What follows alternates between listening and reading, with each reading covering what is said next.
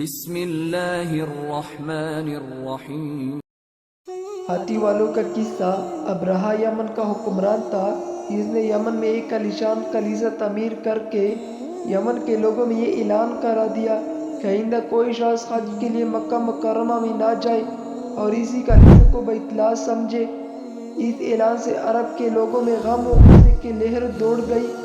پھر ان میں سے کسی شخص نے رات کے وقت اس کلیسے میں جا کر گندگی پھیلا دی۔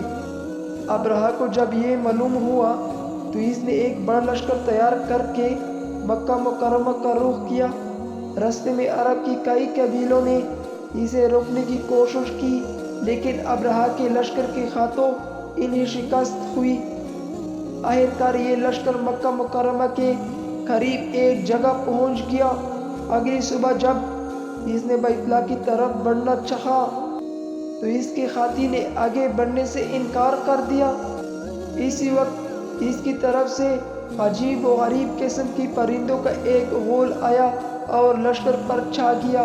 ہر پرندے کی چونچ میں 3 کنگر تھے جنہیں لشکر کے لوگ پر برسانے شروع کر دیے۔ ان کنگروں نے لشکر کے لوگوں کے جسموں کو چیر کر رکھ دیا۔ یہ عذاب دیکھ کر سارے ہاتھی بھاگ کھڑے ہوئے۔ لشکر کے سپاہیوں میں سے کچھ وہیں ہلاک ہو گئے اور کچھ جو بچ نکلے وہ راستے میں مر گئے۔ ابرہہ کے جسم میں ایسا زہر سریت کر گیا کہ اس کا ایک جوڑ گل سڑ کر گرنے لگا۔ اسی حالت میں اسے یمن لایا گیا۔ وہاں اس کے سارے بدن سے خون بہہ کر ختم ہو گیا۔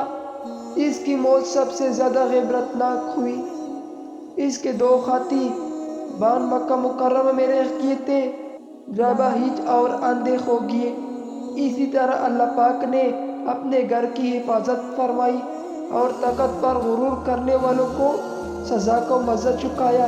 قرآن پاک کی سورۃ الفیل میں اللہ پاک نے اس واقعے کو یوں بیان فرمایا: کیا تو نے نہ دیکھا کہ تیرے رب نے ہاتھی والوں کے ساتھ کیا کیا ان کے مکر کو بیکار نہیں کر دیا اور ان پرندوں کی جھنڈا بیچ دیے جو انہیں مٹی اور پتھر کی کنکریاں مار رہے تھے، بس انہیں کھائے ہوئے بھوسے کی طرح کر دیا۔